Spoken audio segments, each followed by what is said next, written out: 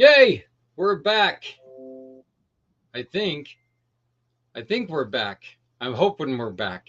No, we are back. Hey everybody, how's it going? Zach Clayton. It is Wednesday night. We have a lot of news to go through today. As you guys saw in the very opening, the announcement that I've been wanting to make ever since February 22nd, the 22-hour podcast, it's been made. It's been made. Can I start this over like from yesterday? That way I can, take time off. No, it has been made. We are starting with some great partners of mine. One of them being Stephanie Samos, who I'm going to be bringing on here very shortly. We are going to be talking about suicide, not just veteran suicide. It is going to be very veteran heavy. But this is about suicide altogether. You guys saw in that video, thousands and thousands of suicides every year.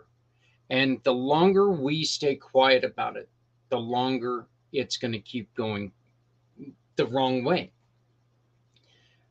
We need you to help us. It's going to be a program that's going to premiere on May Day at 11 o'clock East, okay? And the way that we're going to be doing this, I know a lot of people have watched 60 Minutes, and this is a show kind of in that vein, where what we want to do is we want to have different people. We want to have different voices. We want to make sure that everybody knows that this isn't just one voice, It's not one talking head for 22 straight hours, thank God. No, this is going to be a lot of people, a lot of businesses who are coming together to try to help put voices and put ideas and share wonderful programs that are around the world. One of them you're going to be hearing from today. He's going to be one of our very first guests, and what it is they're talking about solutions, because as I've said over and over and over and over again, there is no good way that suicide ends. Suicide is finality. Suicide is the end. Suicide is a bunch of sadness. That's all it is. And we need to make sure that we're not afraid to talk about it, because if we're afraid to talk about it, we can't face it. Now, saying this, we do understand not everybody is outgoing. Not everybody can talk about it. One of the things that we're going to be doing is we're going to be putting together a list of people that you can immediately call, because the last thing that you want to do is have in your head that the last conversation I had with this person could be the last conversation I've ever had with that person. Look, this is a very, very serious problem. We need you to join us. So it's one more show that we're adding to the pACT channel, and I'm thrilled to be getting this done. After the 22-hour podcast, when I brought this show up, it was simply this. I spend one day talking about suicide, and then we don't really mention it a lot for the next 364 days. It's not doing any good. So let's make sure that we continue this conversation. Are we going to be able to stop everyone from committing suicide? Not unless we don't. Don't try. If we don't give it an effort, we don't stand any chance. So we need you to join us. Like I said before, we've got some very, very great companies that are going to be joining us, and we're going to be talking more about them in the upcoming weeks, and I'm going to be bringing them on and introducing you. We've got some very important podcasters who are joining us. Richard Kaufman is a veteran podcaster who does very, very well in the United States. And we're just thrilled that he's going to lend a voice and credence to what we're doing, because this is very serious. So, but now we're going to get on to fun stuff. Let's talk about wine, shall we? As you guys know, we do this twice a month, and I had some of my favorite time in the world, because I get to hang out with this beautiful lady, the goddess of the grape, Stephanie Samos. Hello, Stephanie. How are you? I'm doing well, Zach, and I must say that was a great introduction. And I'm honored to have been asked to even collaborate on this mission with you. So I'm very excited for it. Stephanie, you and we started this program last year. We've been doing it about a year now, and all we wanted to do was take and make sure that we were supporting nonprofits from around the world. And I'm so thrilled that we've got two great nonprofits with us again today, which is fantastic. But it's got to get a little bit further than just bringing some eyes to them. We've got to make sure that we're taking care of them and making sure other people know. And I know that you and your husband are working very hard to do some great things here in the near future. And so asking you to come along and join the show, it was simple, and it was very easy, and I'm really glad that I got to do it. So, no, thank you, Zach, and hopefully, fighting against that homeless population with the veterans is going to help all around with all the topics that we'll be talking about. So, I think that there are so many things that go into many problems, and I think this is great, because in our two guests tonight, we've got everything from here in the United States to overseas to, there's so much caring with our two guests, and I'm extremely excited to get started on this. But Stephanie, please tell us, what is a cause entrepreneur? Yeah, so if you're watching the show for the first time, my name is Stephanie Simoes, and what I do with ONEHOPE is I specialize in fundraising, gifting, private wine events, and wine delivery. I'm just so excited. I haven't met Lori until tonight, so I can't wait to hear about the foundation.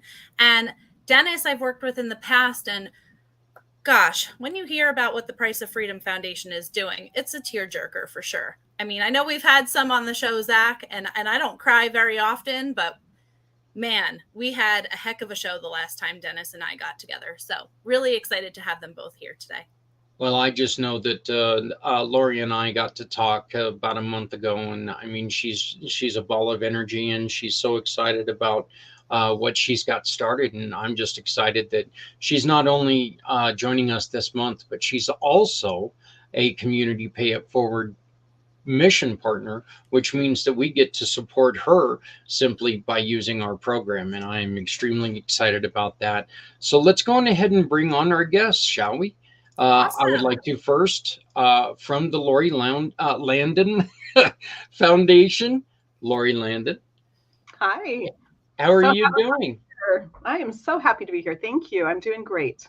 Well, I appreciate you joining us, and especially, you and I were talking about this earlier, so getting you on here is so cool, because this is what a better way to get started with our partnership than bring you on in and get it started right. I'm ready. I am so ready. This is perfect. All right.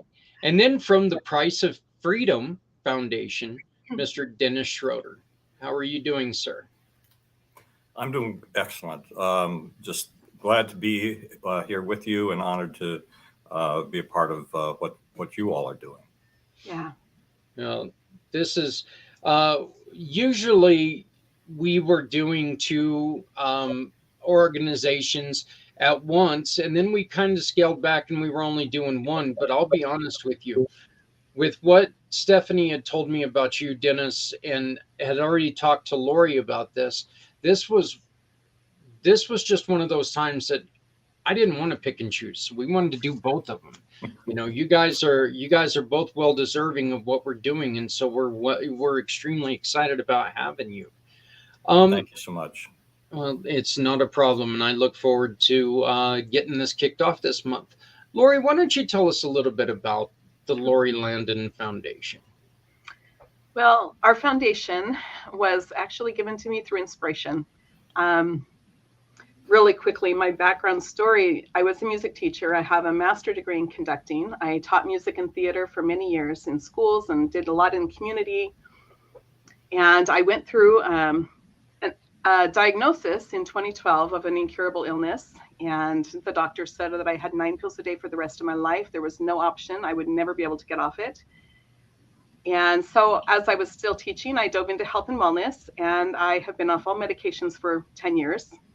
And so that's been an amazing journey. It led me to becoming a board certified health coach, a life coach, a essential oil coach, all of these things. And in that process, there was a point in 2018 where I was dealing with my healing journey, and my mother's health was failing, and I knew I had no time freedom because I was a teacher of performing arts, and that takes your time. As a teacher, you're there all day and night rehearsals, and I knew things were going to have to change. And so I went to an event, and at that event, I was inspired that when I left, that I had 3 things. I had to, number one, let go of my career. That was a big leap of faith, because that was my life, and I still perform all the time. You can see my piano and other instruments back there. But it was a big change. And number 2, I knew that I had to focus my life on love and connection. And number 3, I had this intense desire to become free to give, meaning free in my health, free in my time, location, purpose, and finance. And so I left my career a month later, and I began this journey of becoming a coach globally. But I realized I didn't have marketing skills, so I dove into marketing and invested in myself again. And through that process, it led me to challenge marketing, which I became a certified challenge consultant under the industry leader. And in that process, I was coaching a young man who found me on Facebook. He was looking for help, desperately in need, from Kenya. So I began to serve him and changed his life, saved his life, literally. And in that process, a year ago, January, when I was coaching him in a session, I was inspired that I had to start a global foundation. And this foundation would be under my name, the Lori Landin Foundation. My tagline would be bringing nations together in service, in unity and love.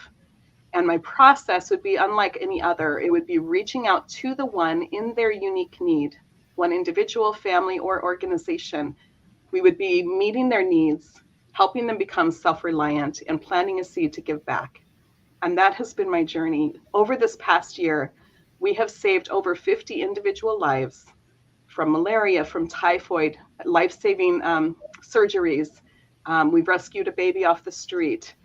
We've also buried 7, provided burials for 7, 6 children and a mother. We have provided food for orphanages, school supplies, school fees for orphanages and individuals. We've helped people start businesses. We've taken people from the slums, got them into apartments, helped them create their dream business and become self-reliant. We are building training centers. We are working on getting garden spaces. We have a soccer club in Nairobi, Kenya that started with 5 orphan boys and now has grown to over 70 boys and girls. It's exploding. The Kenya government wants us to come and claim a check from them because they're so appreciative of what we're doing. In Uganda, when I was in Uganda, I was asked to speak on the radio station. At the radio station, I was taken to all the village churches to speak, and all of the people, thousands of people, I have hugged every one of them, and I know exactly what their needs are. In the US, we serve veterans, we serve homeless. We're working on serving the school systems through our benefit concerts.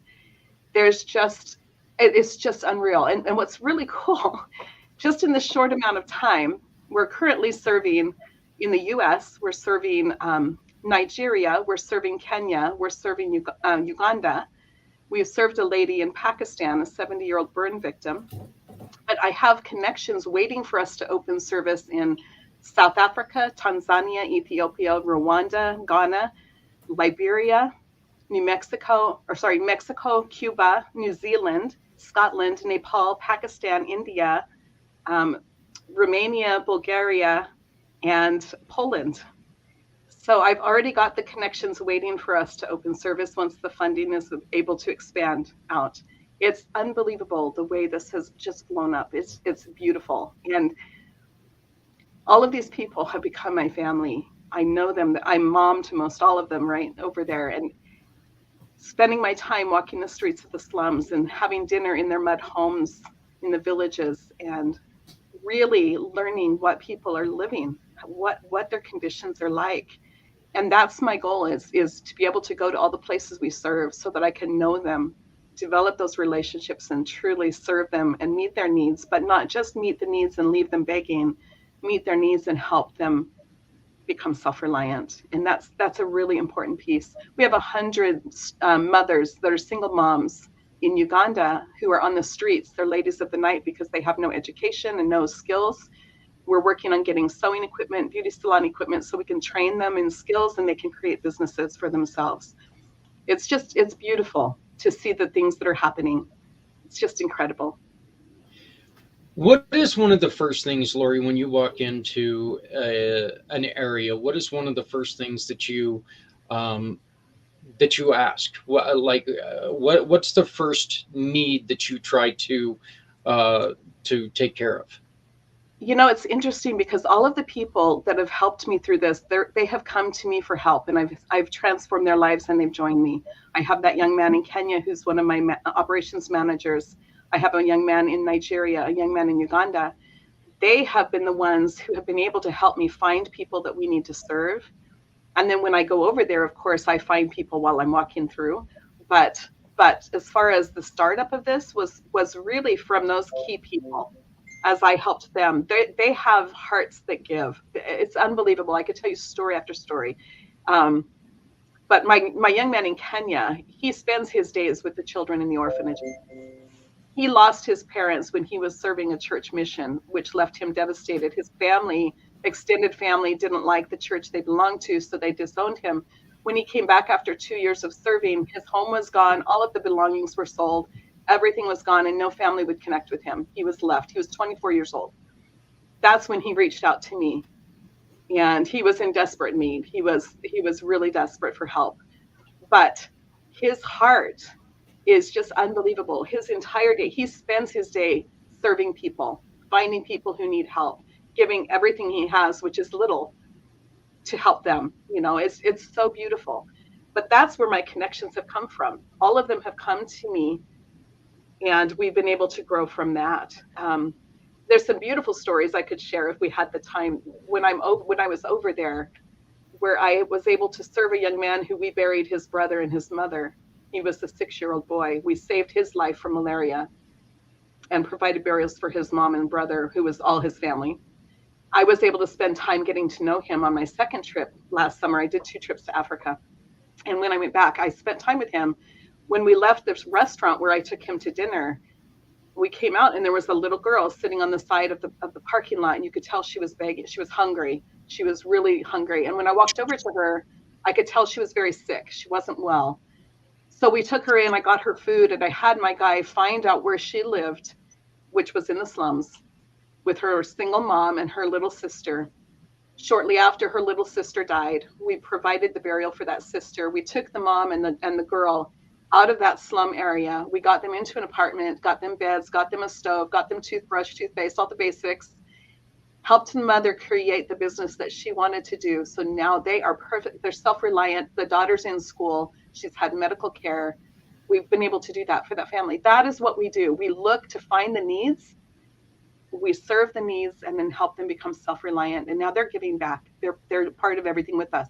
It's just beautiful to see the life-changing, you know, that's taking place. And they're all unique. Every story is different, but every story is saving lives.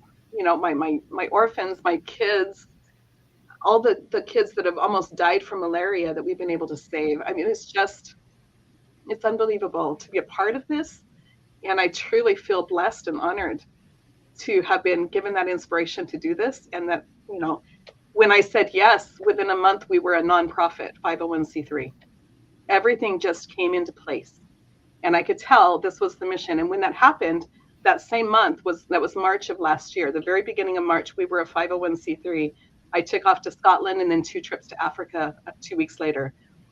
And it's just been phenomenal. It's just been so beautiful. The lives we've been able to touch and impact, and truly we're changing the economic state of the people in poverty there. And it's just, you know, because I'm a business coach as well in marketing. And so I'm running challenges for the people in poverty to help them learn how they can create a business from their life skills and their opportunity that they can have to completely pull out of that situation. And I take young men who are over there that think they have no hope for anything.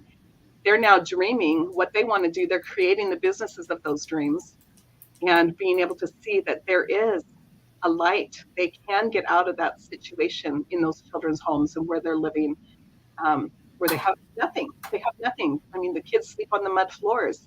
There's nothing. They go 4 or 5 days without any food, and food to them is rice. You know, it's just unreal that people are really living this way, but they are. And so to be a part of that is beautiful. And in the U.S., to serve the veterans, to serve the homeless, it's a whole different need, but it's a need, you know. And oftentimes I'll go out driving on the street to find homeless people who I can help. But it's beautiful. It's beautiful to be able to dedicate my life to doing this every day. And that's what I've done. I've created my life to be based around this service. And it's amazing. I'm so blessed, so blessed. You know, I say the giver truly is the receiver. It's so true. You know, it's so beautiful. You know, one of the things that I really enjoyed about your program when we first talked was, I tell people all the time that Community Pay It Forward is not a nonprofit, because we don't ever want to be put in a position to tell somebody, I'm sorry, I love what you're doing, but we cannot help you because you don't fall under our 501c3. You can't fit squarely into that little box that the government has given me. And you guys both understand what I'm talking about there. And you, your program, what you're building, I think is great because you don't, your box is fairly wide, and you're able to work with people in many different aspects. It's wonderful. It's wonderful. You know, it's like there's nobody we cannot help. We can help whoever's in need. And that's my goal, is just to find, and what's really neat is I'm bringing the nations together. My young man in Kenya travels with me to Uganda. They would not normally communicate to each other, right? They're different groups of people, but they are brothers, and they're serving their people. You know, they're serving. We're all family, and that's what's so beautiful. It's uniting the nations. It's bringing these people together, and myself included, into their lives. You know, and it's just it's so beautiful to see that happen, where normally they wouldn't have thought to get close, let alone become family, right? And the crazy thing is, it's so simple to actually teach people how to work together. You know, there's this whole thing right now where it's impossible to work with one person or another because, you know, no, it's not. It's not impossible. All you have to do is put your mind to it, and you know, maybe not talk quite as much, and put your mind towards it, and you can really do a lot of good things. Lori, what are some of the most and we know that money is very important, and that's what we are trying to do. We're trying to work with One Hope Wines on this program to raise money for you. But what are some of the other things that if somebody could donate, what are some of the other things that you guys could really use? Well, you know, I'm looking for individual donations, but also cause marketers or businesses that would like to sponsor. We need uniforms and cleats for our soccer kids, which is going to expand beyond Kenya. It's going to become a global foundation football club, right? Soccer club. So those are needs, and those kids are now getting scholarships. These are kids that were on the street. They had nothing. It's so amazing. But beyond that, I mean, donations for over there are difficult to ship, and that's why the monetary donations are easier, because we can actually get the money and then go buy the items and take them in. But we can ship, and so any school supplies, clothing, computer stuff. I mean, some businesses have computers they're getting rid of, or phones they're getting rid of. Those are things we use. We're helping them get technology so they can stay connected to us, and also so they can start building businesses of their own. And also serving in the U.S. I mean, we've got schools, we've got homeless, we've got veterans, we've got people in need here that could use items, you know. And I love doing homeless bags. I love taking bags to the homeless people, things that could keep them warm, things that can help them survive, snacks, water. I mean, just some things that will help hold them over a little bit longer, you know, or gift cards or whatever. I mean, just it's really, there's no limit as to what we could use, because we could find someone who needs it. We work with disabled. There's always needs, and of course, clothing and school supplies are needed in every country. Food is needed in every country, and it's amazing because, like, for example, in my orphanage in Kenya or Uganda, for about 100 children, it takes $250 to $300 for an entire month of food. I mean, if you think about that, $300, say 300, and that's giving them enough. You know, their food is basic, but that's what they survive on. That's what they're happy that they can live on it. And so $300 a month will feed 100 children. A lot of times, schools their secondary purpose is feeding these kids. This is the only food that they can possibly get is when they go to the schools, right? Sometimes, but most of the children in the orphanages do not get to go to school unless we get them into school. They don't get to go to school. They have no options. They don't even have papers and pencils. When I asked the kids, one of my first experiences with the children in one of the orphanages, I said, "What would you like? You know, treats. What would you like? You know?" I was thinking things like juice boxes and cookies, or things like that. They wanted pencils and paper. They just, and what's so amazing is the kids we're getting into school are in the top of the class. That young girl that was in the slums that I saved, we got medical care for, we pulled them out, we got them an apartment. She's in the top of her class. I have a young boy going to be a doctor. He's in a high school level. He was in a children's home. He had no education. He's in the top of his class. They don't take education for granted over there. Those children know this is a gift for them. They would never have been able to do this. I have 6 teenage boys. They're 14 to 16-year-olds. They grew up in a children's home and recently were kicked out because there were so many kids dropped off that there was no space for that many kids. They had to move the older ones out. Okay, so these 14 to 16-year-old boys were let go on the street. We got them into an apartment by my manager, my global operations manager, Hubil, and he's taking care of them. They're getting food. We got them some bedding.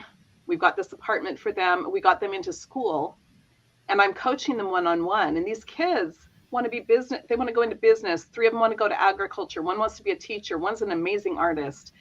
They're just fabulous kids. And I asked them on Zoom the first time after they got removed from this children's home, I said, how are you feeling? And of course, they were just really depressed, really frustrated because they didn't know life outside of that place, right? And I said, but I'm excited for you because this is your breakthrough moment. You can create the life you want now. You can do whatever you want. And so they're writing down a list of dreams.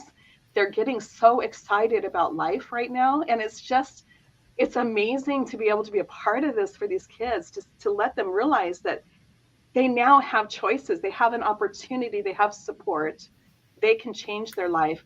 And they spend their days helping the kids at the orphanage, helping do the laundry for those kids, the children's home where they used to be.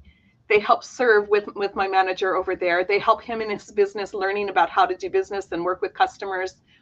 And it's beautiful to see that light, that spark that comes when they realize they can have hope. They can make a change in their life. This is their chance. And that's where these boys are. And it's beautiful. It's beautiful. And it's happened with several others in Uganda as well, where I pulled them out individually and I'm working on helping them create businesses of their dreams and realizing that if they want to travel, they can do that. They can build a life that they want, that they love.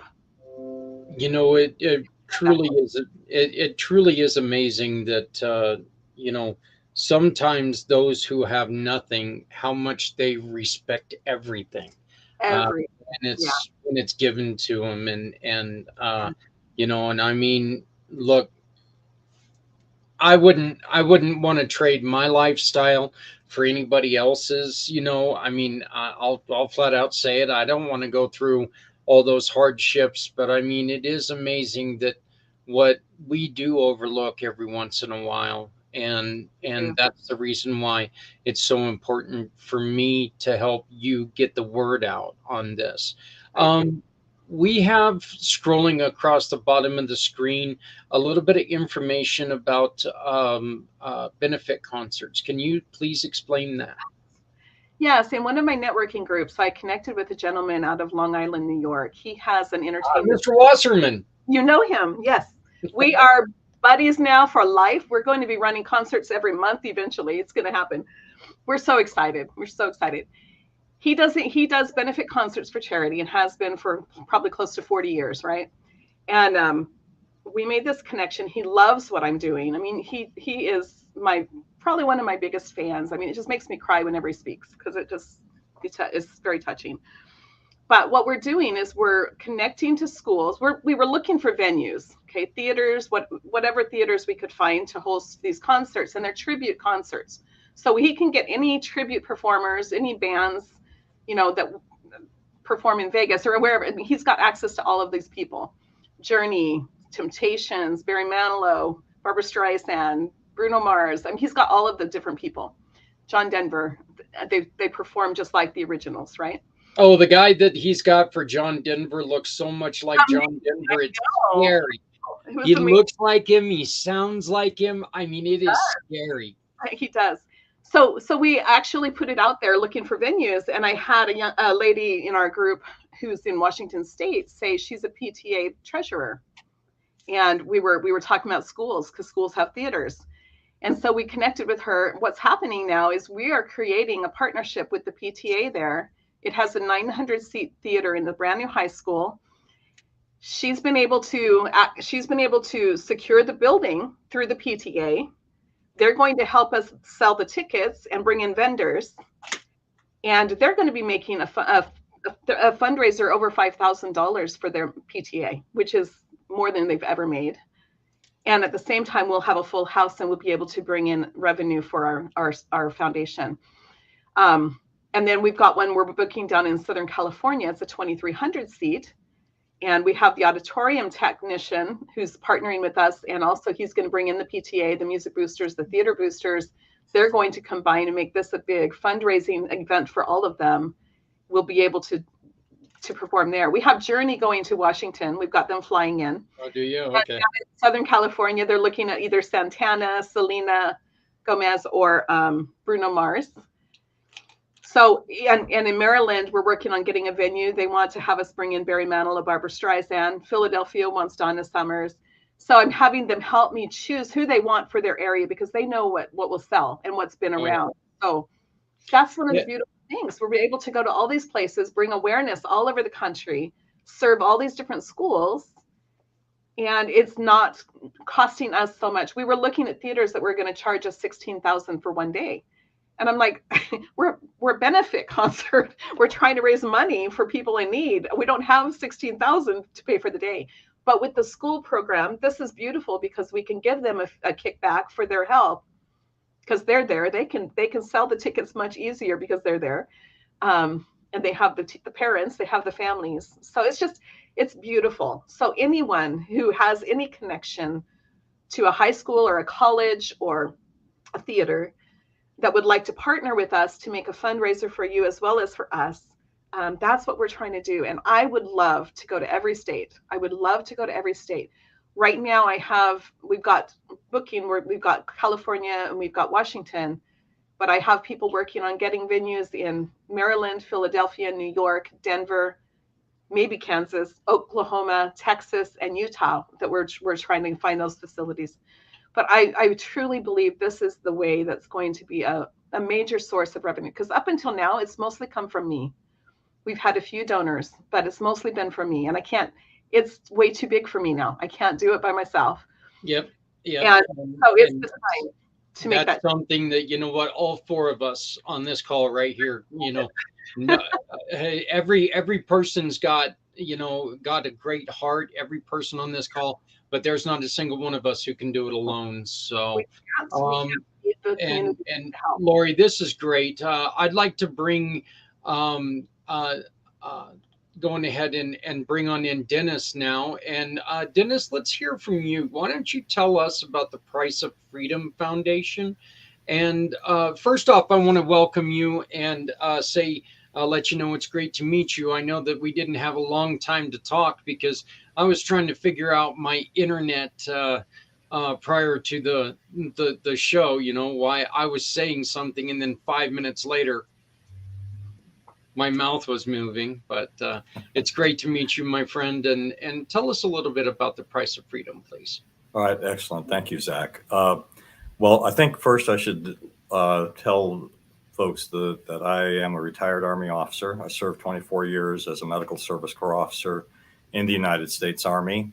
Thank you, sir. And I came from a Navy family. My father was an enlisted man in the Navy, served during the Korean War and the Vietnam War era. I have all of my uncles served in the Navy during World War II. I have a grandfather that served in the U.S. Army in World War I. Have a son and a daughter who have served. I've got a son who served a tour of enlistment in the Air Force and a daughter who spent 8 years in the Army Reserve. So I come from a very, lived my life in and around the military. And the Price of Freedom Foundation, I named it that because everybody who serves pays a piece of that price. But those who paid the ultimate price are those that we want to recognize and to remember. And, we have Memorial Day coming up, and our nation as a whole, I think, does a pretty good job of trying to help bring that kind of awareness. However, in talking with Gold Star families, and for those that may not be familiar with the term, a Gold Star family is defined as someone who has lost someone immediate in their family. So father, mother, brother, sister, son, or daughter. And that then makes you a Gold Star family or family member. The vast majority of them actually realize a year or two after they have suffered this loss that everyone else is getting on with life, but they still have this emptiness, this hole that's there, and people are forgetting. I mean, remember one of the very first conversations I had with the Gold Star mother here in the Nashville area. Her son was lost at sea in the Gulf of Aden back in 2011, and had a bridge in Franklin, Tennessee named after her son. But she was like, who passes by this bridge and even knows anything at all about him other than his name? You know, there you have the Pat Tillman family, you know, Pat Tillman Foundation, etc. They do a phenomenal job. Everybody knows who Pat Tillman is and knows his story. The vast majority of other families do not. So my heart was to bring those stories together, preserve them for future generations, and tell them in a truthful and honoring way to as wide of an audience as possible on an ongoing basis, so that we can help address that particular issue for Gold Star families. We got started about 4 years ago, and we are currently working with 4 families. Our first family that that came to us, we have completed the book. This is called A Silent Soul: The Machinists Make First Class Alfonso Abdel Amos Story. And Alfonso was born in the Philippines. He served some time in the Philippine Army before he joined the U.S. Navy. He joined the Navy at the behest of his father, who wanted a better life for him and his family. And he met his wife also in the Philippines several years into his U.S. Navy service. They had 3 children. 18 and a half years into his service, he was lost at sea off the deck of the USS Kitty Hawk, sailing between South Korea and Japan during a storm at sea, and also as a part of a naval exercise that was going on at that time. And we called that book A Silent Soul because as we dug into who is Alfonso, he was a silent soul. There was not a single person that we found and interviewed that could say that they ever heard him talk about anything that was bothering him inside. He was the kind of guy that liked to make people laugh, tell jokes, play music, but he would never talk about what was going on. There's the possibility that Alfonso walked himself off the deck of that ship in the middle of the night. And the reason that we think that's very possible is because 11 years prior, he had cut his wrist in a suicide attempt. We were able to obtain medical records from the Navy, and those were very sparse. They returned him to duty after only 2 months. And we don't really know why he made that effort.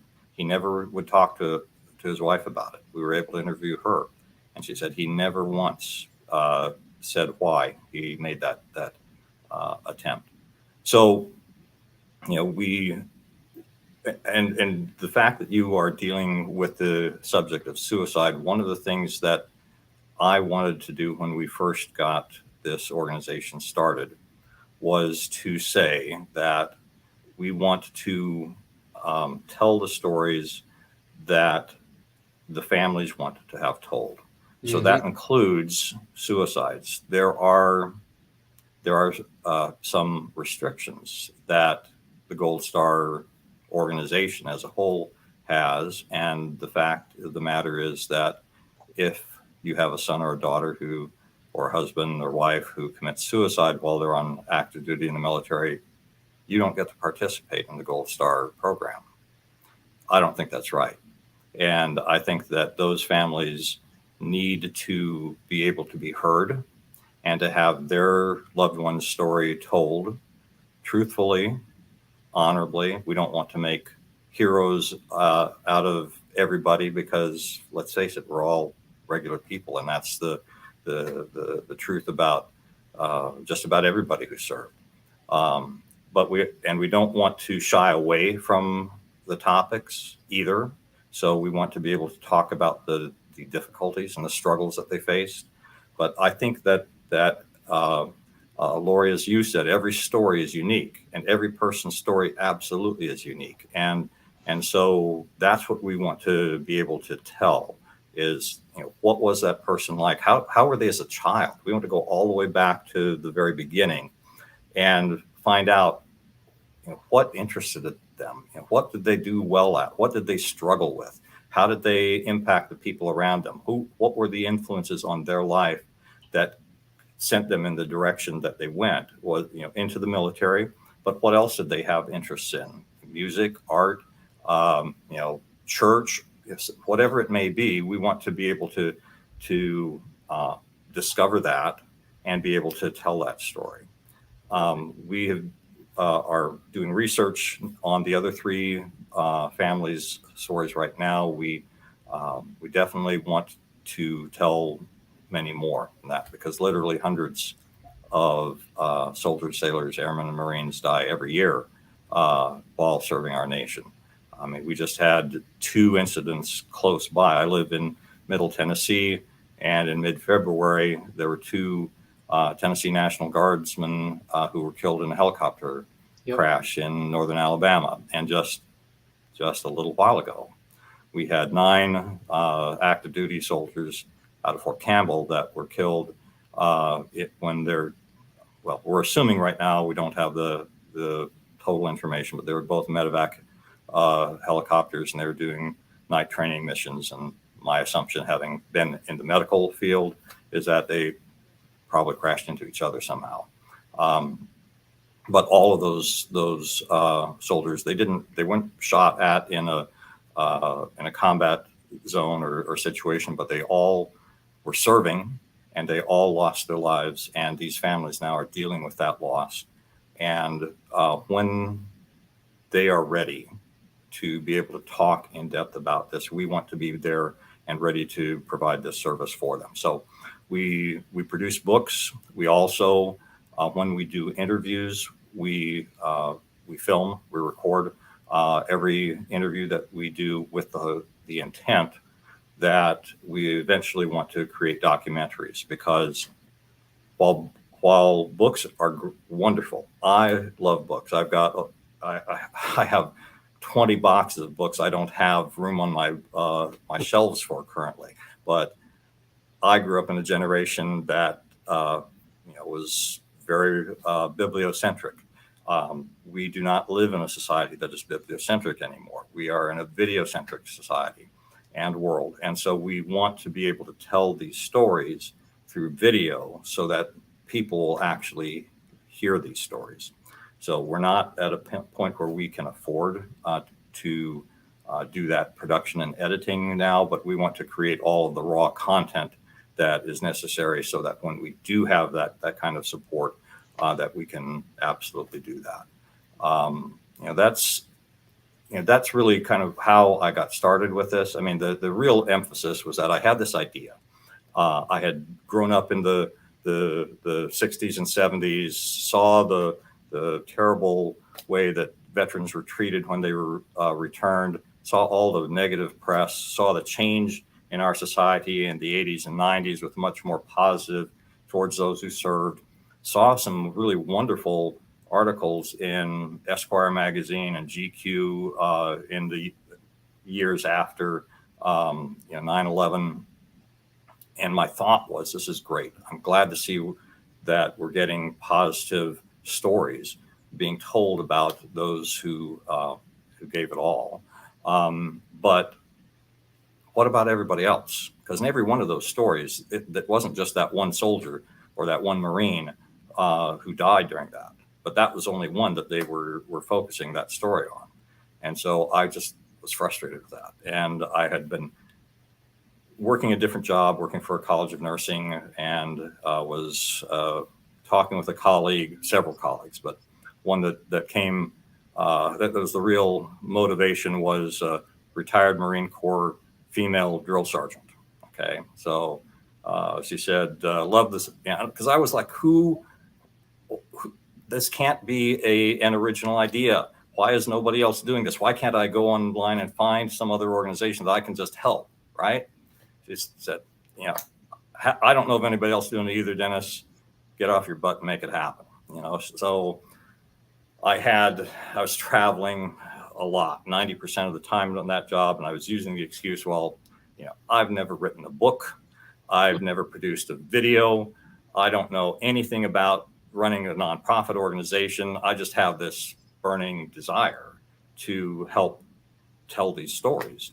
And about 2 or 3 months after I'd had that conversation with my friend, my job went away. And so for me, that was a sign from God saying, okay, stop using the excuse of time. And so that's what I've been doing ever since, is to pursue this idea, to communicate it, to get connected to people that have a similar heart. And we have progressed to this point. Is it gone as fast as I wanted? No, we're close. But we have produced what I think is a quality product for this family. The book will be published and released on the 24th of April, called The Silent Soul. And we will be doing a presentation of the book in hardcover format to the family. We're currently looking to hold this around Veterans Day. This is at the request of the family. I was thinking around Memorial Day, but they asked for Veterans Day. Most of them live in the San Diego area, so we're looking to do this on the USS Midway, which was a ship that Alfonso was assigned to twice during his career. So we have that coming up, but we really want to be able to help more families. And one of the things that made this possible was the fact that I had volunteers that could help me with this. The most important volunteer was our author, our writer. Keith Hayden is a Air Force veteran, Air Force Academy graduate, actually. He spent some time while he was in his active duty service, he was a criminal investigator for the Air Force. After he left active duty, he married another Air Force officer, so he's now an Air Force dependent living in Okinawa, Japan, at the Air Force base there. But he's written 2 other books prior to this, one a work of fiction and one a nonfiction book on language learning skills. And he had this heart for wanting to do something like this. And he did a fabulous job. But it took him 5 full months of his life to put this together after we had done all the interviews and collected the military records and the photos and the videos, et cetera, and kind of dumped it on him and said, go to it. I can't ask him to do that on a full-time basis because, who can afford to do that? Now we are going to be giving him a royalty on book sales that we make, so that he will eventually get some return for what he's done for us. But we need more writers, we need more authors, we need more researchers, because one of the skill sets that Keith brought to us that I wasn't even thinking about and wasn't aware of when we got started is that in addition to interviewing the people that knew Alfonso, we needed to get other details. So what Keith was able to do was to take the ships that he was on, the times that he was on those ships, the military bases, the Navy bases in his case that he was at, took a look at where he lived and was raised when he was growing up. And he went and did background research on what was happening, what happened, during that time that he was there, and was able to fill in the story a lot better than what I had collected. And so it became very clear to me that we need researchers who can do that and who can get those kind of details. So, of course, everybody could use donations, but I could really, really, really use a couple of excellent volunteers that would be interested and would love doing research or love doing writing, and that would really help. And of course, we have some volunteers that are video editors. They are very frustrated with me, though. We have over 44 hours worth of video from our first story alone. And what they really need is, and what I need, is a director, somebody who's a filmmaker, somebody who knows and can go and take this massive collection of film content and be able to narrow it down and say, okay, take this from here and that from there and that from there. I can't do that. That's not my skill. That's not my forte. And that's what my video editor volunteers really need. And unfortunately, I can't give that to them at this point. But that's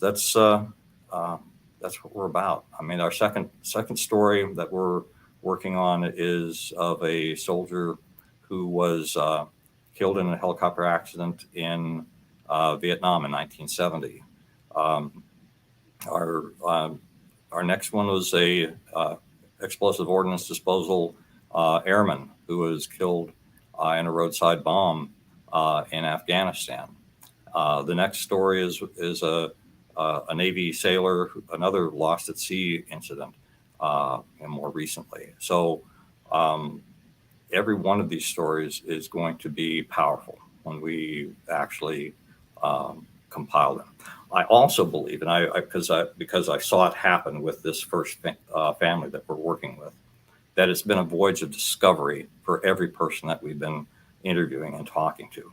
The fact that Alfonso served time in the Philippine Army before he joined the U.S. Navy was news to his children, who were in their late 20s to mid 30s. The older adults knew that, but they didn't think it was important. It was just one of those things they never thought to talk about.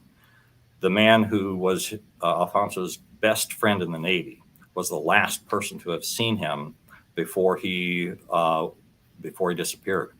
They had what are called watches, and so his friend was coming off watch, Alfonso was going on to watch, and they passed and said hello, etc.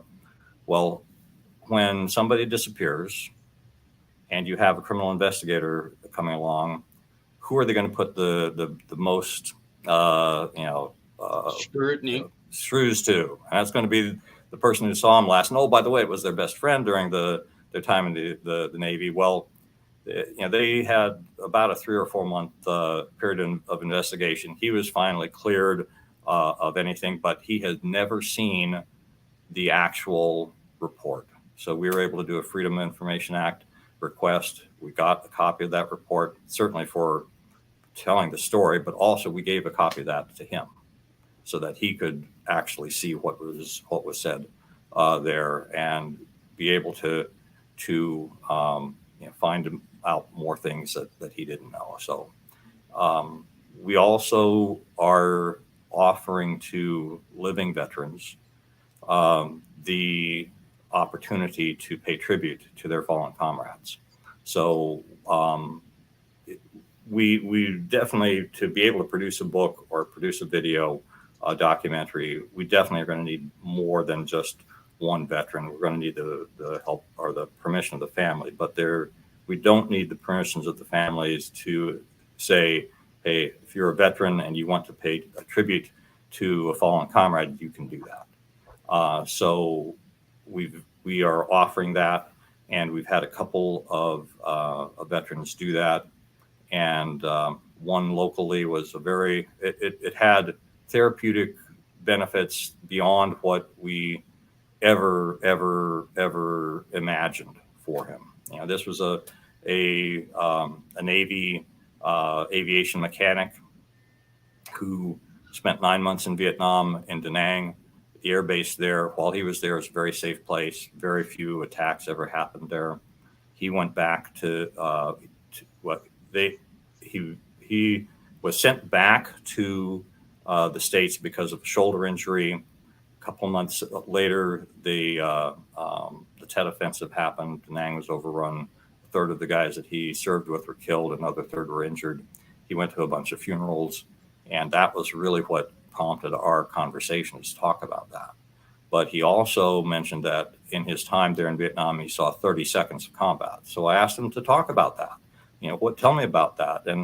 And what he said, they had these search and rescue missions that were on call. They had a helicopter that was always running. And when the alarm would go off, they'd get a crew, whoever got to the bird the first, they were the ones that would go. He went on 3 of those missions. 2 of them were non-events. They went, they found the down plane, found the down pilots, were able to go in, pick them up. There's no enemy activity anywhere in the area. They came home. The last one, the exact opposite, extremely hot LZ. They wound up having 5 gunships in the area to suppress the enemy that were coming in and also trying to find these pilots. He got off the bird, went to and found the co-pilot who had a broken leg. He was carrying him basically over one shoulder, about halfway back to the bird there out of the elephant grass, maybe 30 yards away. Popped what he said were 3 kids. Now, they were all in NVA uniforms. They all had weapons. They were all bringing them to bear. But he said they were kids to him. And he shot and killed all 3, got on the bird, went back. And that was how he explained it. Pretty much, like that. The next day after we had finished our interview, he came up to me and gave me this great big bear hug. And he said, "Dennis, I don't know why it took me so long to agree to do this." He said, "But last night was the first night in over 50 years that I did not have nightmares seeing those 3 faces." So that was phenomenal. I can't promise that anything close to that will happen when other veterans talk about their service and talk about their comrades who didn't make it back home. But I believe that there is a benefit to them all in doing so. And so that's open to any veteran who wants to have that conversation with us. We'd love to do that. Well, Dennis, that's kind of one of the things that, like I was saying earlier before I brought you guys on, is that not answering those questions, not letting them talk about it, is doing a disservice. We don't know if it's going to help them unless they tell us. Right. So, I think it's a great. It's beautiful. I love what you're doing. And just to throw a couple things at you, my grandfather. One of my grandfathers was a ground medic in World War II, and I have 2 uncles that served on the Kitty Hawk. Okay. So, we've got, so that's kind of neat that we've got a little bit of similarity. Connection there. That's right. So, Stephanie, you also had a very, very good question.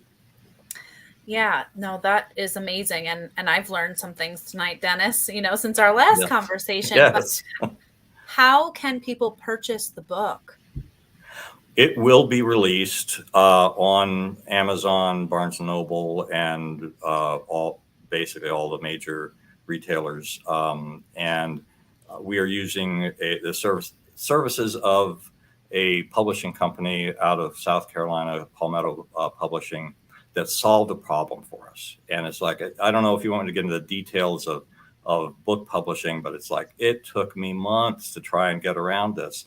We assumed that we could do print on demand and that we would be able to get a book that looks like the ones you see that are, as I call offset printing now, where you have text on one type of paper and you have like glossy paper in the middle with the captioned photos. Print on demand can't do that. Now, we promised the families that we were going to provide the the ones with the glossy paper in the middle.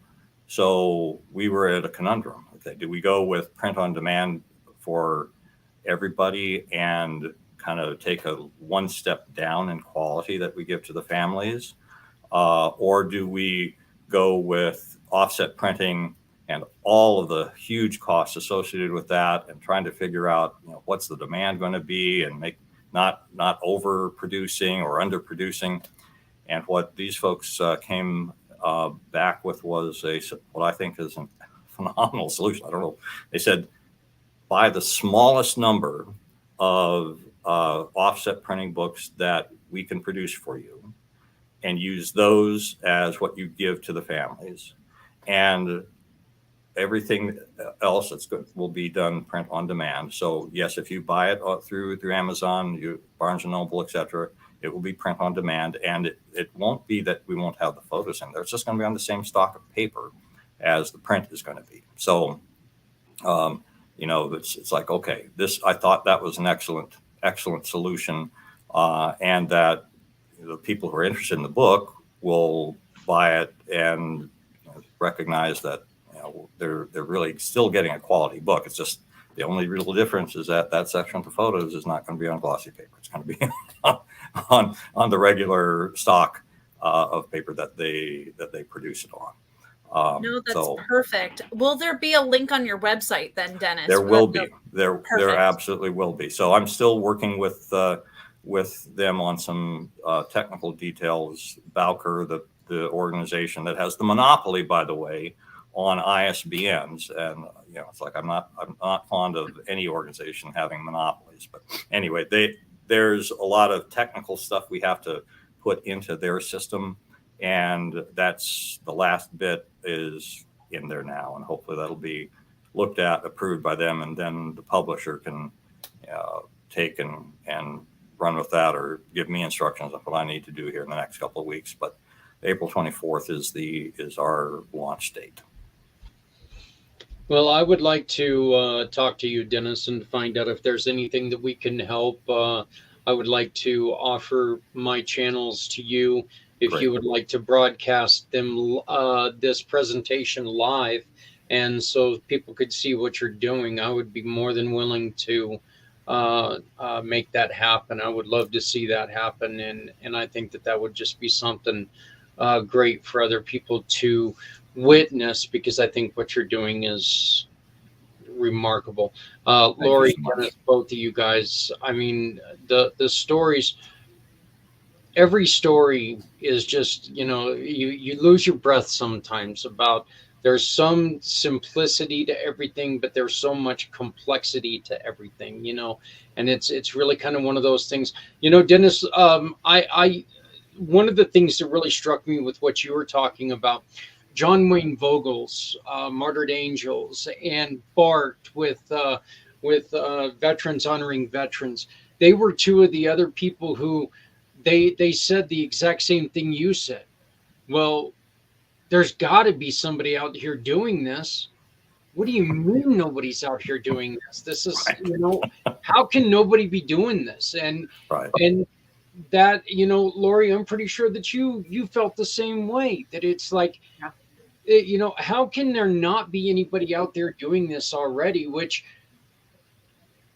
I'll just say, thank God, because this gives us a chance to, sit there and show our love for what we care about. And I think that, I mean, both of your guys' stories are fantastic. I mean, I'm just, I'm very, very honored that we get to share your stories with everyone on this. And Stephanie, why don't you please go on ahead and share with us what this wonderful, wonderful flyer is, please. Yeah, sure. If you are not a part of our page on Facebook, definitely join us at the Community Pay It Forward One Hope fundraising page, because we update that regularly and we highlight these incredible organizations there. But that first QR code is to the Lori Landin Foundation. So if you take your cell phone out, open up your camera, and hold it up to that QR code, it will take you directly to the fundraising link to support the Lori Landin Foundation. And same with the Price of Freedom Foundation, right on the bottom there, second QR code just below. And if you prefer to just type the link into your browser, that's there as well. But I do have to say, man, both Dennis and Lori, they have such hard work that they do, but so rewarding. As I listen to both of them tonight, like my emotions are just like this. I don't know if it's because I'm really pregnant. Okay, I'm going to make a little joke here. But I'm like, wow, like just listening to them go through all of this, I'm like, such hard work, but so rewarding. And I feel like, you know, in one aspect we're saving lives, and in the other aspect we're celebrating lives. So there's like such a connection here, and in totally different ways. So thank you both for being here. Thank you so much. Absolutely. Thank you. You know, Stephanie, if it's because you're a little pregnant or way pregnant, it's probably that I'm wayer pregnant. You know, I've been pregnant ever since I quit smoking 17 years ago. You know, I doubled in girth. So, you know, I would have to say that I'm probably wayer pregnant than you are. But, and you're right. These stories are extremely emotional. And I love the way that you put that too. You know, that this is a celebration of, you know, I mean, really it is. This is a celebration of, and Dennis, tell me this. There are times, have you yet, and I know that you're still fairly in the beginning of this, are there times when you've walked up to somebody and asked them if they're ready to tell the story and they say, no, not yet, but yes, we're getting to it? Because I know that was one of the things on February 22nd. We talked to a lady who she discovered her best friend just a few hours after she had taken her life. And she said, you know what, 3-4 weeks ago, I could have never talked about this story. Today, it did good for me. Right. Though, well, absolutely. And I know I had the benefit when I was first getting started with this, that I made connections with the Army Survivor Outreach Services program at Fort Campbell. And I was invited by the chief of that program to join one of their national calls. They do this pretty regularly, but she invited me to be on a teleconference because they had like 70 people on there or something like that from all over the world. That conference call that I was on had as its featured guest speaker a physician from USUHS, the Uniformed Services University of the Health Sciences in Bethesda, Maryland, who was part of what is still an ongoing military survivor grief study, started basically going back to 9/11. And they've produced a significant number of professional articles in various different medical journals and the like. But what he was really there to talk about was some commonalities. And when I mentioned that the majority of Gold Star families actually realize that this fear that they have comes true, came from that. You know, he was from their studies that, but also from that too, he was talking about the fact that he wasn't talking directly to me, but in a way he was, because he was talking about the fact that there are a lot of things that these families go through. And one of the things that happens is that there, in many cases, is a feeling of guilt, especially in parents that had encouraged their children to join the military, and now their child is dead. And so until they can resolve that sense of guilt and shame over this, that person's not going to be ready to be able to tell their son or their daughter's story in a way that we would need them to be able to then communicate that in writing or in video. There are some people that just have anger towards the military, and they will probably never ever talk to us because they would associate us with the military. And so, you know, and we recognize that not everybody's going to be in a place where they are able or willing to tell their story. But we intend to be around. I intend to make this what I dedicate the rest of my life to. And I hope that we can grow to the point that we can have somebody else to take the reins and take it further whenever the time comes that I pass from this world. But we want to be able to be here for whenever that family or that person, or maybe that daughter or son or granddaughter or grandson says, I really want to know about, you know, this relative of mine, and let's get started to do this. I had one connection that I made here at a networking event in Nashville, and her father served in the Navy in World War II, and in Korea, his brother. Well, actually, no, he didn't serve in the Navy in World War II. He served in Korea. He was a little too young. His brother had served in the Navy in World War II, and she wanted him to be able to help tell her uncle's story. And I sat down with him, and he just wasn't ready to do it. He didn't think it was important. And what the little bit of time that I sat with him and found out that his brother had been on one of the ships in Pearl Harbor. He had survived that. He had been a gunnery officer. He was on other ships and did, you know, other battles at sea. And his concern always was for his sailors, the men that he commanded. And the way that he lost his life was he was in Anchorage, Alaska, and he was about to fly back to Seattle to get married. This was still during the war. And there were 3 aircraft that took off, and his aircraft didn't make it. You know, they don't know where, you know, back then, you know, all the ways of tracking things just didn't exist. And so his brother and others, the 16 or 17 others that were on that flight, were never found. And I felt that this was a phenomenal story. And he was the only living relative that knew him, the only living person that we knew that probably knew his brother.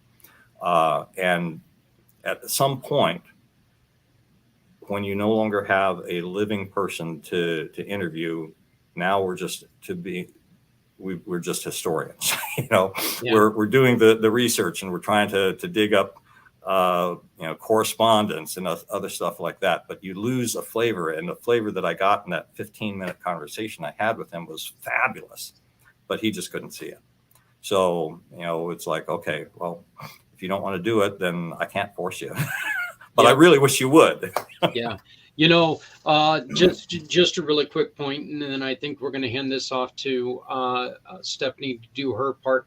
But it brings back memories of when Theodore Roosevelt lost his youngest son in World War I. He ended up living the rest of his life feeling a little bit of guilt, but always a little bit of pride. So it was hard for him to talk about it, not near as hard as it was for his wife to talk about it. But, you know, because he had always driven that into his sons, because the one thing that Theodore Roosevelt always held against his father is that his father did not fight in the Civil War. His father paid somebody else to do that. So, you know, but he losing one of his sons, it took him a while to be able to talk about it, but he felt enormous pride and enormous appreciation for his son.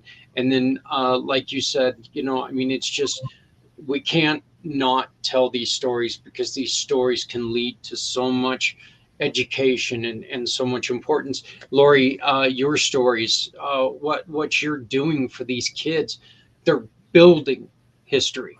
You know, you're building futures, you're building hope. You know, so I mean, again, Stephanie, I'm going to credit you for all credit in the world for the way that you said it, that we're celebrating life and we're creating hope and I think this is so beautiful, and this is seriously one of the most, I think this is one of the most impactful shows we've had, just because you've got the two different sides here. And I want to thank both of you, Dennis and Lori, for joining us. And I would like to give you all just a real quick second here. Lori, can you please tell us your information? How can people find out more about you, other than let me do this here real quick. Other than going to this QR code right here, because they can find a lot of information about you by using this QR code, because you are a community pay it forward mission partner. And this QR code, you shop with any of our partners, you will be supporting the Lori Landin Foundation. So, but how do people get a hold of you? I am on Facebook. I am on Instagram. I am on LinkedIn. On Facebook, you can actually go to the Lori Landin Foundation page and find me. We also have a website, www.thelorilandinfoundation.org. You can connect with me by cell phone. You can connect with me by email. I would love to connect and reach out and share and answer questions. You know, if someone's interested and wants to know more about it, please reach out and connect with me. I would be happy to hop on Zoom or phone and talk with you and really bring you into what we're doing. Just so grateful to be able to share this out. And it's truly a beautiful mission, a beautiful cause. And awareness is my mission this year, bringing awareness and letting people know, and hopefully bringing people to join me in this opportunity of service globally. It's incredible. And I would love to share that with other people, not hold it all to myself. So Well, it's beautiful. you know what, we are, I want to thank you so much for giving us a chance to be a small part of what you do. I am looking forward to a long relationship with you guys, and helping to build more futures. You know, the concept of helping kids build something better is, to me, one of the best things in the world. I have always told people, and Stephanie, you've heard me say this more than once, I love my kids. Yours, not so much, but I think every kid deserves a chance, because, you know, if we don't give kids a chance, we can never see what they can do. And if we write kids off, we're doing a terrible disservice to them. Because if we're writing kids off without giving them a chance, they don't have a chance. So, and these kids become our kids. Yeah, and we're serving adults as well. I don't want you to feel like we're limited to just children. We're serving anyone in need. Anyone. Now, who needs adults? Children in need.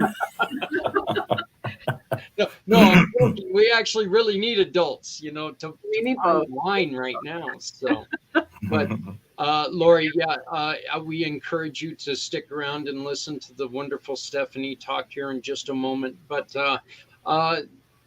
Dennis, let's go with you.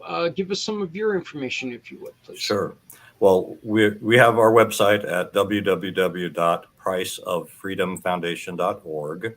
We are also on have a presence on Facebook, LinkedIn, Instagram, and YouTube. There, you would do a search for the Price of Freedom Foundation, and we're there. And then on LinkedIn, you can find myself, Dennis Schroeder Sr., and Schroeder is spelled oddly, SCHROADER, and most have the OE in the middle, but OA. And I have a son, Dennis Jr., and a grandson, Dennis III. So wow. That's why I always put the senior there, and they're all adults now. So it's like I'm really old. You know, that's what I always tell Dennis. What I've been telling people lately is, you know, what makes me feel the oldest. You know, sometimes when you go and they've got like that wheel for anything that you got to find your birth year. When right. You know, it used to be like, okay, you spin this wheel and it gets to your birth date right away. Now you take and you spin that wheel, you can walk to the bathroom and come back and that thing's still spinning, and you're like going, oh my God, really? Yes. But yeah, Dennis, Lori, again, wonderful stories. Thank you so very much for joining with us. But we do need to give some time to the goddess of the grape, Stephanie. It's all you, sweetie. So that's what I have to look forward to, Zach, huh? Spinning that wheel. Yeah. You're still the kid, and so. Oh my goodness. You both are welcome to stay, but if you do have other things you have to get to, please, we can definitely catch up on our mid-month. But I'll jump right in here because I do have some things to share, Zach. Yeah. All right. So if you're new to One Hope and you're saying, this is my first time watching the show, which I hope it's not. I hope you're following us. Yes. Perfect. So Zach normally shares my link tree during this show, but I provided a QR code today. So that QR code right there will take you to my link tree where you will be able to find both fundraising links for the show tonight, as well as our community Pay It Forward One Hope fundraiser through Facebook, through our Facebook group where we, communicate there pretty often on what's going on. We share some seasonal recipes, some fun wine pairings, if there are any sales going on, so definitely join us on that page. And if you have any recipes to share, please share them there too. It's a collaborative effort there. So that link tree link, that QR code right there on the right will take you right there. And you'll see some previous nonprofits on there as well that we've had on the show previously. So yeah, we definitely encourage you to go back and watch some of the other shows that we've done, just to make sure that you understand some of the other programs that we've helped, and we want to continue to help those programs along with these two new friends. We want to make sure that, none of these programs fall by the wayside, because every single one of them that we've put our time into, there's a reason why we do this. And it's because every single one of these has, they're out there, Stephanie, and they're doing these wonderful things. And the stories, every single story, there's something eerily similar to it, because every single one of them puts everything they've got into the love. And it's just, I can't help but get a little verklempt, if you will. What I love is that we highlight these organizations every month, right? But you can support them at any time. So go back and check that out. Whether it's through One Hope or not, but you can set your account through One Hope and go back and support these organizations with a future purchase, even if we're not highlighting them for the month, So it's a great way to just, dive into what they're doing and the incredible work. And truly, as you heard tonight, every single dollar of a donation goes such a long way for these nonprofits. So consider that as well. Yeah, that's a very interesting fact there, Lori. You live right by Napa, huh? I do. You'll love to hear some of this stories. Maybe you can travel over and see the One Hope wineries then. I actually taught in Napa for a few years. So yeah. It's right. Oh, wow. It's about 20 minutes away from me. Wow. Very cool. Well, I'll dive right in here because the winery is right in the heart of Rutherford. So you're probably really familiar. So if you're new to One Hope and you're watching the show, we are a cause-centric winery out of Napa Valley. What does that actually mean? Every single bottle of wine that we sell gives back to make an impact. So how we do that first is through the One Hope Foundation, where our main pillars of giving are for clean water, ending hunger, health, and education initiatives. But in addition, what I love is that we can work with these smaller nonprofits to give back to them as well. So I like to think of it as like you're pouring a glass, but you're really giving back twice with that bottle of wine. Yep. And that's really, really the mission here. So to date, we've donated over $9 million to over 37,000 different nonprofit organizations.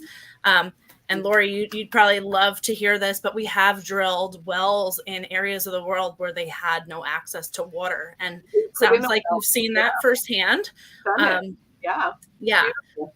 Through charity water, which you might be familiar with.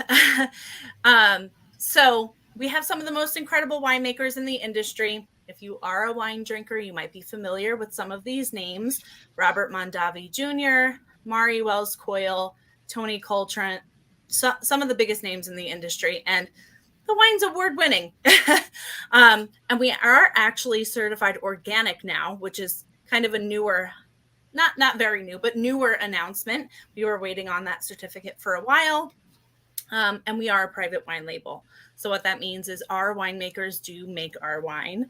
And it's as simple as that. It gets delivered to your door and you're supporting your favorite nonprofit at the same time.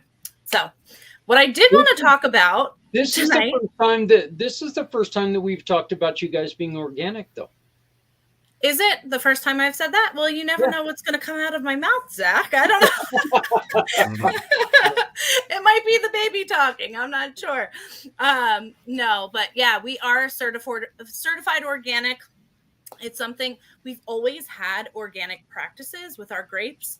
You know, there's no pesticides sprayed, things like that. Everything's, done by hand, which obviously is more labor intensive. But even where our winemaker sources the grapes from, she makes sure that they have the same practices with the grape growing that we do at our estate 8 in Napa. So yeah, we finally have the certification to show for it also, but we've always been, but legal processes and paperwork involved. So it took a few years to get that. So yeah, perfect. Well, Mother's Day is approaching. So I thought that it would be really fun. And I'm going to get to that sparkly bottle in just a minute. But let's be honest, you can't drink flowers. Just gonna... Yeah. Some of your wines have flowery notes, though. That is true. Fruity and flowery notes. Yeah, good point there, Zach. Good point. But if you're looking to treat mom with a gift that keeps on giving, definitely check out the QR codes that we had shared before to support one of these amazing organizations that we are highlighting this month. And remember that you can add a gift set of your choice to any wine order, whether it's one bottle, a whole case. And some of the gift sets, I'll highlight really fast. I know we've talked about them before. There are several that you can choose from and add with any variety of wine. You're popping up old stuff though. Hold on. But yes, as you can see, you can select any one bottle. Go ahead. Which one are you looking for, sweetie? No, it's okay. I'm just you can go back to the Happy Mother's Day because I'm going to talk. Okay. I'm going to talk about that in just a second. But that's a gorgeous bottle. Yeah. So let's say you wanted to do the Happy Mother's Day bubbly, right? You can add a gift set that mom would love. We have a celebration gift set that includes a champagne stopper, sweet and salty popcorn, and 2 stemless champagne flutes. So that's a really fun, nice, elegant gift. We also have an artisan gift box, which has jalapeno Monterey Jack cheese, a mini serving spoon, olive tapenade, rustic artisan chips, and salami in that box. And then we have some fun ones that are, like the pet lovers box that has a bandana for your pup, a collapsible dog bowl, and a dog toy, and more. We've got a Kendra Scott gift set. There's all kinds of gift sets that you can mix and match depending on who you're gifting and what they enjoy. So one of my favorite celebration wines, though, and perfect for the upcoming holiday, is the California Etched Shimmer Sparkling Brut that says Happy Mother's Day. So with this wine, this sparkling wine is light in color, and it displays aromas of fresh green apple and nectarine with a hint of fresh baked bread. It is crisp and intriguing with fresh fruit, reminiscent of succulent peach, sweet berries, and pear that linger on your palate, which finishes with a creamy and with refreshing bubbles. This brut also can be paired with some appetizers, seafood, sushi. Gosh, I miss sushi. And a wide range of desserts and cheeses. So it's really delicious. I love that they brought this bottle back for the holiday. We don't have it year round, so it's a special one. So is this also a really good bottle for, oh, I don't know, let's say experienced upcoming mothers? It could be. It Ah, could be. okay. Yeah. I'll be honest, Zach, I have a bottle waiting once I deliver this baby. I bet you got a couple bottles. It's gonna be my present. No, but yeah, absolutely. It's a sparkling wine. It's delicious. And bubbly's fun for any occasion, whether it's brunch, it's a holiday, any kind of celebration, really. No, that's I do. I think that bottle is so beautiful. I really do. I think I love the silver. I love the white on the silver with the kind of the platinum writing on it. I think it's a really pretty bottle. So What I love is that you can gift with the standard, bubblies on the website that have standard sayings for different occasions, but we can also customize them for a special occasion. And they come in silver, gold, and pink as well. And the pink is actually a sparkling rosé. that is so nice. So Totally going to jump over to that purchase with purchase promotion, though. If you can scroll over just one for me. Yes. Yes. Perfect. Thank you, Zach. I know I'm giving you a job tonight. I'm sorry. So I wanted to just highlight this quickly because we spoke about our new margarita wines last month, and they are actually our April purchase with purchase promotion this month. So I thought talk about the special. So this month's purchase with purchase includes our Vintner Collection Sparkling Brut, our Lime Margarita Wine Cocktail, and our Strawberry Margarita Wine Cocktail. It's a perfect trio, so you can create the perfect beverage, whether you want to have the margarita as a still with no bubbles or a spritz by adding some Sparkling Brut for the season. So how does the purchase with purchase work? You save 50% on these wines when you build a box of any 6 bottles or more. So 6 bottles is a half case. And then that promotion will pop up on your screen and you'll be able to add it to your cart. So I personally love the purchase with purchase discounts because it's a great deal on the wine. And you're also making a bigger impact for your nonprofit of choice. So really fun. If you haven't tried the margaritas yet, you need to. I told you, I tried this much. They're sweet, but they're perfect for the nice weather that's coming. We are in spring now, Zach. Don't make fun of me anymore. Yeah. Well, hey, you know what? This is the funny thing is that earlier in the week, we had a day that was close to 70. It snowed yesterday. And Saturday, and Saturday it's supposed to be 73. Welcome to Colorado. So, I'm in the mountains in the Poconos, and I will tell you, we've had a couple of nicer days. So I'm holding in. I think we might be past the S word, maybe at this point. But I said that a few weeks ago. My husband took stuff out of the back of his truck that he normally keeps in there as weight for the winter, and then it snowed the day after. So I'm not speaking too soon here. So, and then Stephanie, those margaritas come in both traditional lime and strawberry, correct? Yeah, lime and strawberry. You can do one. You can mix it if you'd like. Totally up to you. So that sounds great. Yeah, and the QR codes are right there. One thing that was just announced, and I don't have a sample to show you, is that the mini sparkling Bruts, which I'm holding up, it's our little mini bottles here. They can now be customized with labels for any occasion. So this is really exciting because it can suit so many different. Here, I'll hold it up again so you can see. So these labels we can now customize. Just announced like 2 days ago, so I don't have a sample with a custom label.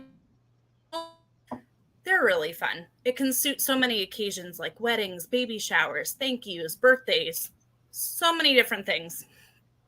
So if you have any interest in those or have an idea, reach out to me. I'd love to help. I personally love the minis because I keep them on hand for quick thank yous, even just in our daily life. So I'll share really quick a true story. So being pregnant, I've been having some cravings for different foods. I gifted the minis to my delivery driver last week for the great service of the food delivery and her great communication. She was thrilled. She was so excited. Of course she got a tip for the delivery, but the wine was like cherry on the cake. Oh my gosh. So I'm sure she's always going to be choosing to come over this way if we order food. But they're a fun way to share and give back. Labels or not. So I figured I'd mention that too.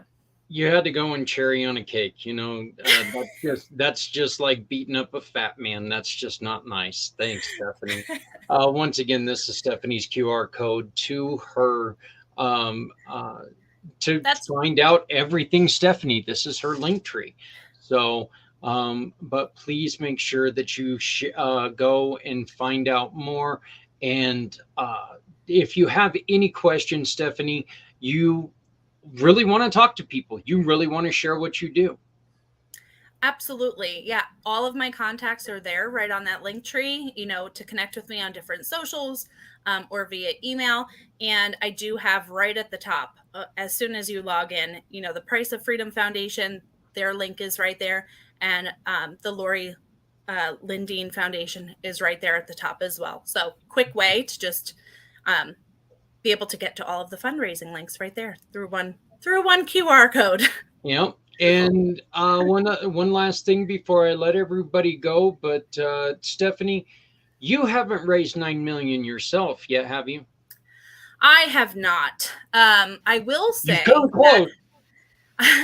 I will say that it is pretty incredible, and I did these numbers just recently, but over the last 2 years, my small team and I raised over $108,000 for just our nonprofits of choice, not including what the ONEHOPE Foundation does. And truly, it's just by sharing wine. And I feel like most people drink wine anyway.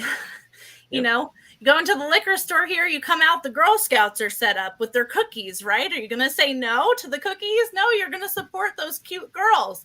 Well, kind of the same thing is built in, the give back is built in right with each bottle of wine. So there are different ways that you can contribute, whether it's just purchasing wine for your home to stock up special occasions, hosting an event for your favorite organization. If you'd love to share and give back to these two incredible organizations and share what they're doing with your network and your friends, be happy to talk to you about that, and being a brand ambassador like myself, where I say we have this incredible platform to be able to do this year round, to be able to send out donations every single month. Well, I'd like to say welcome to Daniel, who was they were our mission from last month. So with Rescue Residents, and wonderful, wonderful program. If you guys don't know what they do, they turned old retired ambulances into tiny homes for veterans who are homeless. So it's a wonderful, wonderful program. And we look forward to working more with Daniel and keeping the word going on them. Lori, my dear, thank you so very much for joining us. Wonderful, wonderful story.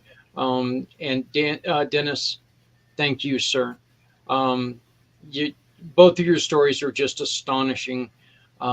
They fill me full of hope, and I wish you guys the best of luck, not just on this campaign, but anything that we can do here at Community Pay It Forward, anything that we can do with this campaign, we are more than willing to sit here and do everything that we can do.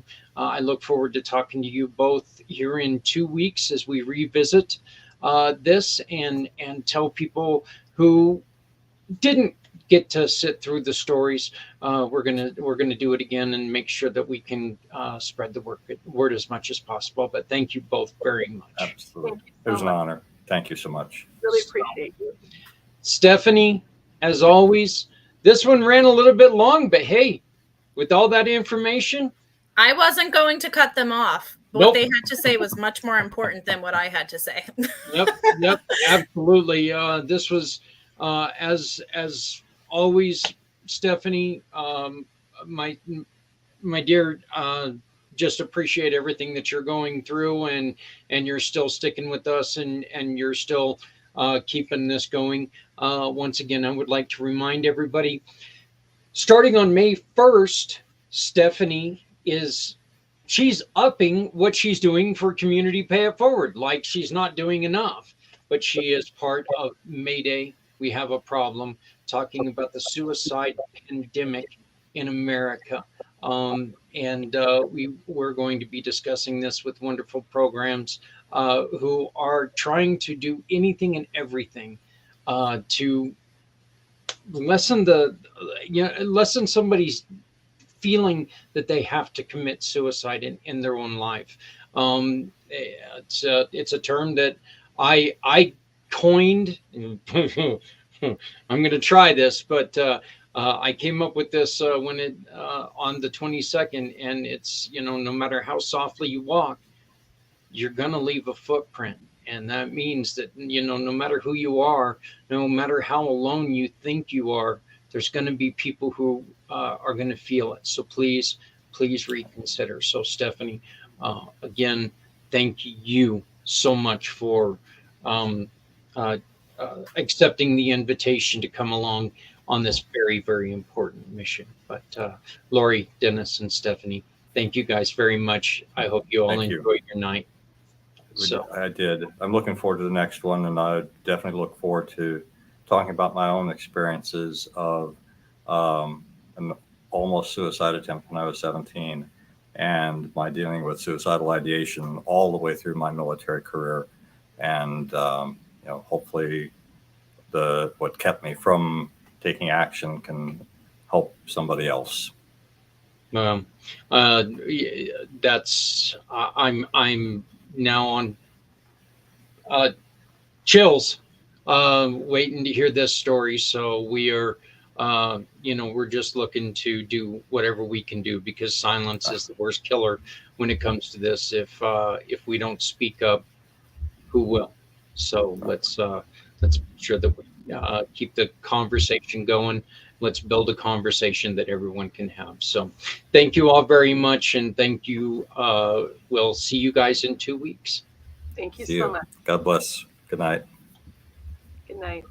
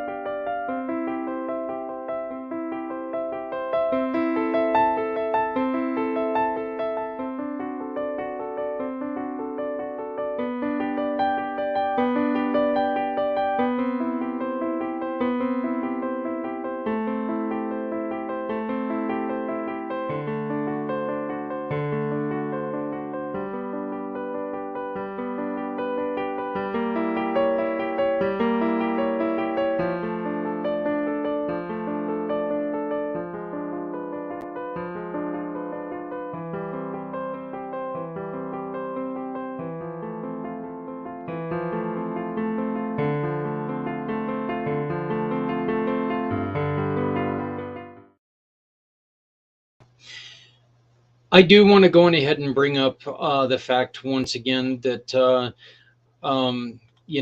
first off, I just want to thank everybody who has taken and watched even a portion of this show. There is so much, there are so many programs that are out there that that if we don't spread the word about them, people may not get to know about them. Okay, let's be honest. This is a large country. Okay. It's hard to know about everything that's going on out there without helping people spread the words. It's hard to know all the programs that are out there. And this is why we do what we do. There's nothing worse than telling a nonprofit, someone who started, someone like Lori, or telling somebody like Dennis, geez, I wish I would have known about you before ... happened. That's devastating. Look, that's devastating in small to medium business, let alone nonprofits. We sit here on limited budgets most of the time. We sit here and under our own time, and we try to do everything that we can. I'm going to tell you, and this is my own story here, but I beat myself on the head all the time going, what else can I do to make people know that we're out here? Okay. And I'm going to tell you what that answer is. We can keep working with great people like Lori and Dennis.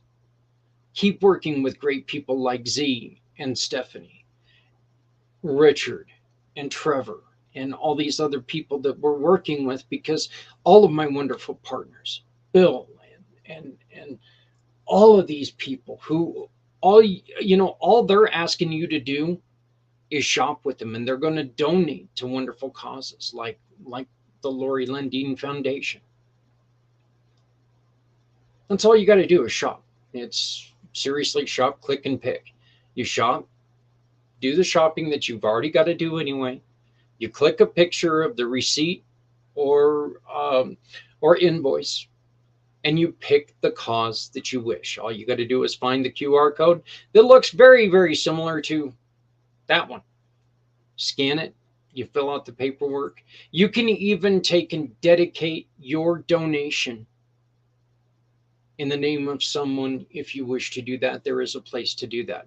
If you know somebody who would like to be involved in this, please introduce us, because our goal, the ultimate goal in all of this, is to someday, no matter what you have to do in a day, when you go shopping, you can donate to wonderful causes like these.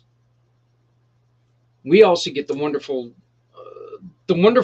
opportunity to tell these stories, because like I've said repeatedly, and I truly, truly do mean this, the one thing that I love about what I do more than anything is telling these stories of all of my partners, the verified giving partners, the sponsorship partners, the mission partners, telling their stories on their why. Why did I start this? There's always a reason why. Whether it's, well, I was working with something similar to this, and I knew that there could be a better way to do it.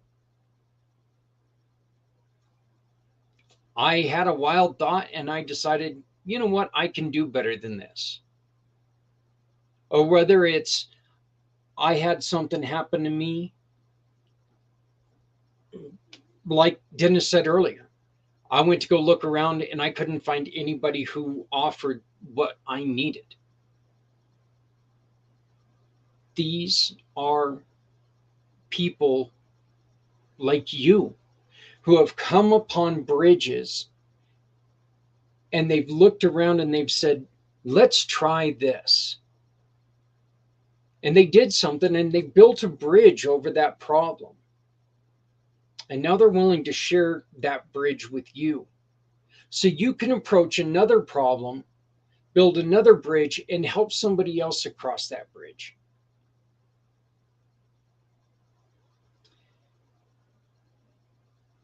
Every single one of us at some point in time is going to need help. That's not a crime. There's nothing in the world wrong with needing help. Just make sure that you don't wait too long to ask for help. Because if you wait too long, I mean, just remember this, you know, there's nothing wrong with asking for help, but the longer you wait, the more help you're going to need, and the harder it is to dig yourself out of that hole. As a guy who was injured when I needed help, that also causes a lot of emotional damage, and there's an emotional aspect to it that just adds to everything else. And that's just flat out not good for you in any way. Okay, so let's make sure that we don't bury ourselves in a point of, oh my God, we're sunk, we're way past help. You know, one other thing that I want everybody to really think about is that we've been around long enough as a human species that there's not a lot of things that somebody has not ever went through. Okay, your situation's always going to be unique to you, and I'm not downplaying that one iota. There's always going to be a situation in your problem that is unique and important to you, and you may not feel like many people have been through it, but just know there are people who have had something similar happen, and if we don't ask for help, they can't tell you their story, which could help you cross over. I do want to remind you that once again, coming up on May Day, we have a brand new program coming out called Mayday, We Have a Problem.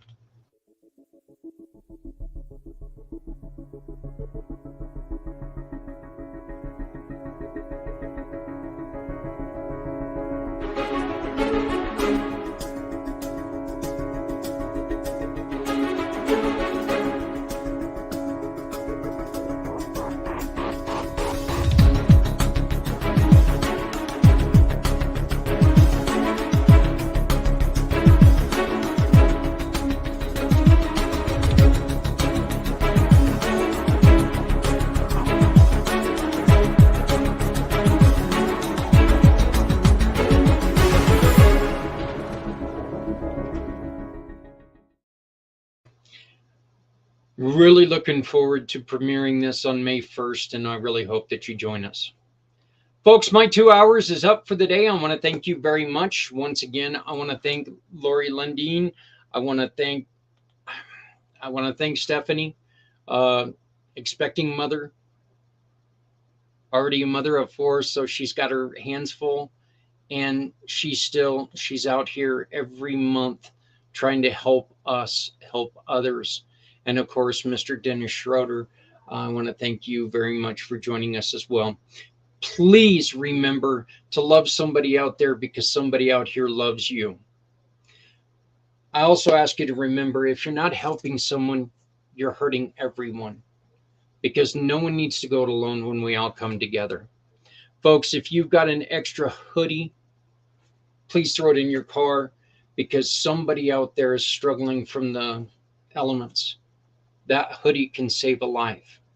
You've got extra food, throw it in the old hillbilly Tupperware, hit it in the microwave for a couple minutes, take it to them. Your leftovers, your garbage, your soon-to-be dog food, whatever you want, can mean life to someone else that's out there. The smallest act of kindness can be life-saving. Just please remember this. My name is Zach Clayton. I am the president and founder of Community Pay It Forward, Community Dare to Care, and the pACT channels. I want to thank you again for joining us this opening show of the month. Please make sure that you join us again in 2 weeks when we get to hear from our wonderful guests again and find out what else they've got going on. Thank you very much. And we on Friday's show, I had to push the interview that we did with a really good friend of mine, Michael. We're going to be bringing that up on Friday afternoon. But thank you very much. Please remember, Be kind to each other, because you know what? We're all we got.